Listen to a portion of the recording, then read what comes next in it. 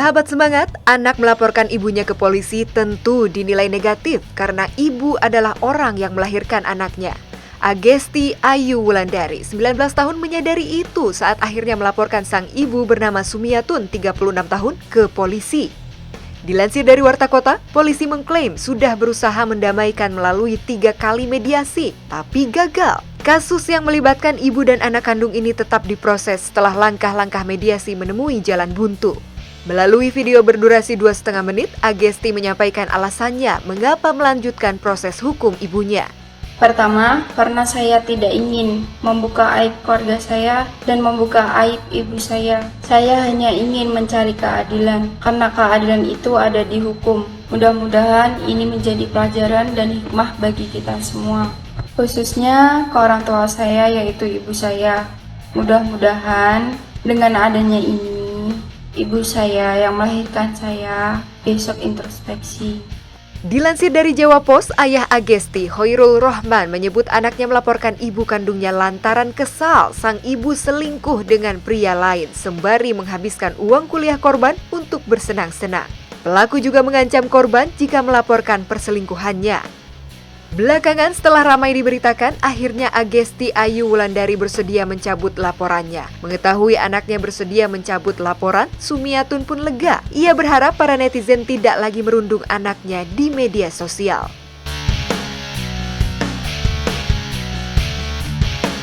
Kasih ibu sepanjang masa, kasih anak sepanjang galah. Banyak orang yang menilai bahwa ungkapan itu cocok menggambarkan kasus anak yang mempolisikan ibu kandungnya sendiri. Bagaimanapun, upaya anak membalas kasih sayang ibunya tak akan pernah sebanding dengan satu helaan pun nafas sang ibu saat melahirkannya. Di sisi lain, di negara berkedaulatan, perjuangan mendapatkan keadilan hukum tentu diperbolehkan dilakukan oleh siapapun.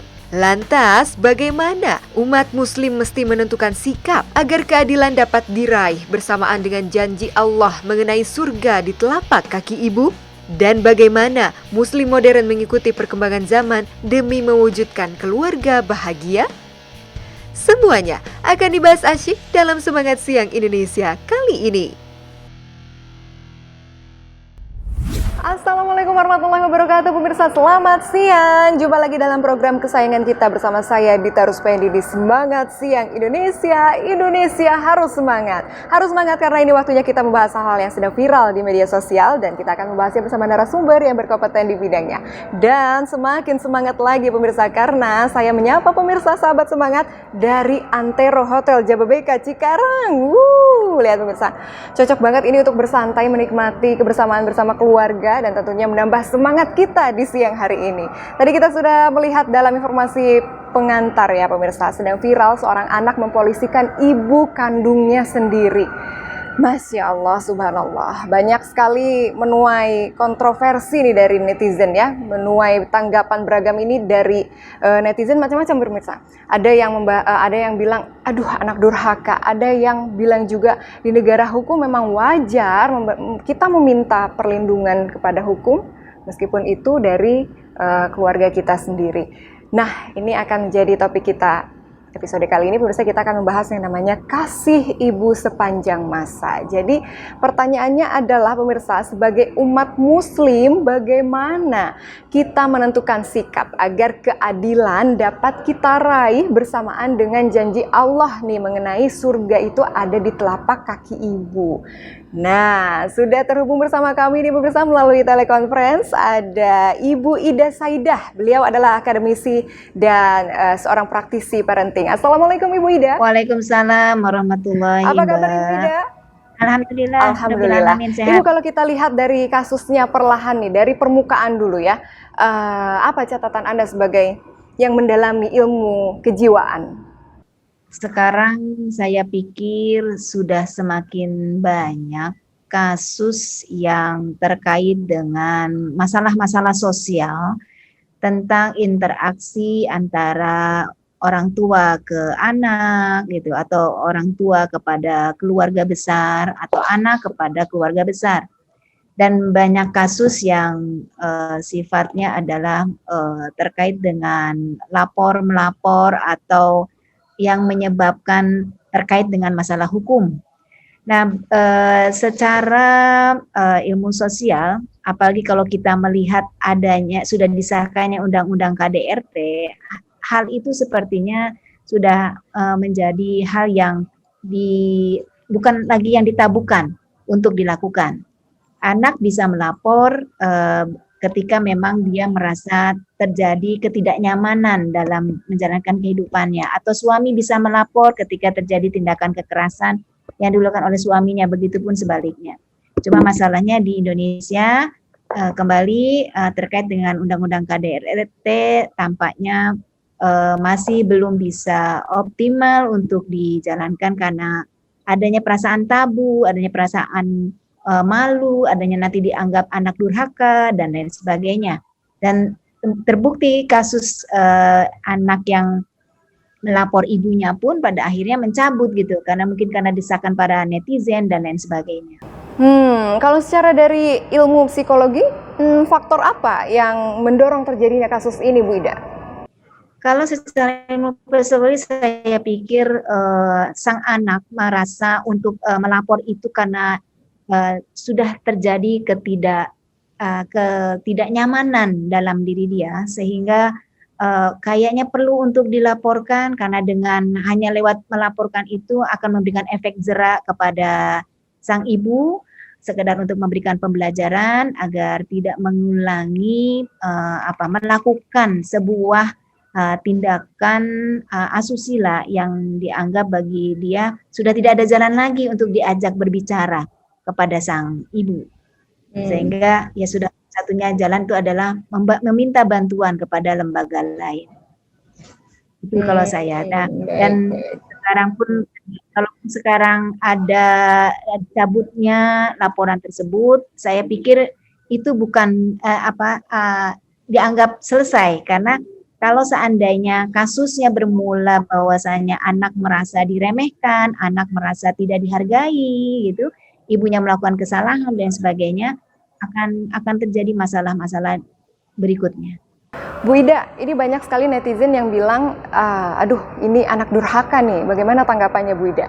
Ya, kalau sebetulnya tidak menjadi masalah kalau seandainya kita semua saling dalam rangka saling mengingatkan antara hubungan anak, orang tua dengan ibu, ayah, dan orang tua gitu. Harusnya sudah dalam rangka ya ada perbaikan lah dengan adanya media, undang-undang yang difasilitasi oleh pemerintah. Tapi mungkin harusnya juga ada kadarnya, kapan saatnya untuk di blow up sebagai media atau tidak gitu. Kalau ini kan kalau sudah masuk kepada media sosial, sudah viral, itu kan berefek kepada perasaan dari anak ataupun perasaan dari orang tua, adanya perasaan malu dan lain sebagainya. Sebenarnya kalaupun memang tidak diviralkan, menjadi hal yang bisa saja untuk dilakukan gitu, sehingga orang tua tahu di mana letak kesalahannya dan anak juga memahami apa yang harus dia lakukan dengan jalur apa dan lain sebagainya. Ini banyak terkait karena memang diviralkan. Ya, kalau seandainya memang melaporkan kepada pihak polisian dan dianggap hal yang biasa, itu pun sebenarnya ada manfaatnya gitu undang-undang tersebut. Ibu Ida, kalau kita telaah lebih dalam nih ya, kasus ini tuh ternyata motifnya kesal karena sang ibu dianggap menzolimi keluarganya begitu. Nah, menurut ilmu hukum sosial, Bu Ida, bolehkah anak melaporkan sesuatu yang dapat merusak tatanan keluarga meskipun itu datang dari dalam keluarga itu sendiri, Bu Ida? Ya, itu terkait karena memang budaya kita di Indonesia yang memang sebagian besar penduduknya beragama Islam, sebagian memiliki norma-norma nilai-nilai agama. Bagaimanapun kalau anak melakukan sebuah tindakan yang dianggap tidak wajar, dianggap menjadi anak yang durhaka seperti itu. Padahal kalau kita melihat esensinya seperti apa, mungkin sebenarnya bisa juga sang anak tidak langsung melaporkan ketika dia menemukan media untuk bisa sharing tentang masalah yang dia hadapi.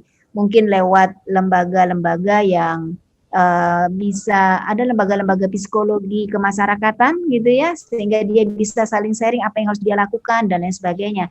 Bagaimana caranya untuk menyadarkan sang ibu dan sebagainya. Ada konsultasi lah yang difasilitasi oleh pemerintah sebelum memang melaporkan, dan sehingga kerahasiaan itu tetap terjaga gitu. Nah, cuma karena kembali lagi kepada tatanan di masyarakat kita terkait dengan melaporkan ayah atau melaporkan ibu yang dilakukan seorang anak dianggap menjadi anak durhaka. Padahal kita pun harus bisa mengapresiasi, menghargai ada yang namanya kebutuhan anak untuk bisa diselesaikan, ada yang namanya perasaan anak untuk difasilitasi agar dia dapat menjalankan kehidupannya dengan nyaman. Kalau melihat kasus ini kan perasaan ketidaknyamanan seorang anak karena melihat sang ibu berselingkuh dengan pihak lain yang menurut dia akan menjadi efek buruk buat keteladanan dari sang ibu itu sendiri gitu kepada anak-anak adik-adiknya. Melihat perkembangan terbarunya nih Bu Ida ya, sang anak akhirnya mencabut gugatannya, mencabut laporannya. Apa tanggapannya Bu Ida? Ya, karena saya pikir bukan berarti masalah itu selesai ya dengan mencabut. Ya, mungkin ini untuk adanya perasaan menambah beban dia ketika laporan itu harus dijalankan. Dari netizen adanya stigma anak durhaka, itu pun dia menjadi beban dia untuk menghidupi kehidupannya kelak. Apalagi dia adalah anak perempuan, suatu saat dia harus punya suami, dia punya mertua dan sebagainya. Dengan stigma anak durhaka itu akan menjadi beban berat juga dalam kehidupan sang anak gitu. Nah, tapi saya yakin banget masalah ini tidak bisa selesai begitu saja. Dicabut hanya sifatnya untuk menjauhi dari stigma anak durhaka, tapi masalahnya yang tidak selesai. Hakikatnya, inti dari masalah bahwasanya sang anak merasa tidak nyaman dengan sikap dan perilaku orang tua, apalagi sang ibu tidak bisa merubah perilakunya, itu akan menjadi masalah yang berkelanjutan. Baik. Terima kasih Bu Ida Saida, seorang akademisi dan praktisi parenting. Pemirsa, kita akan lanjutkan perbincangan kita ya mengenai hal-hal yang sedang viral yang berhubungan dengan hubungan anak dan ibu nih. Usai jeda berikutnya pemirsa, tetap bersama kami di Semangat Siang Indonesia. Indonesia harus semangat.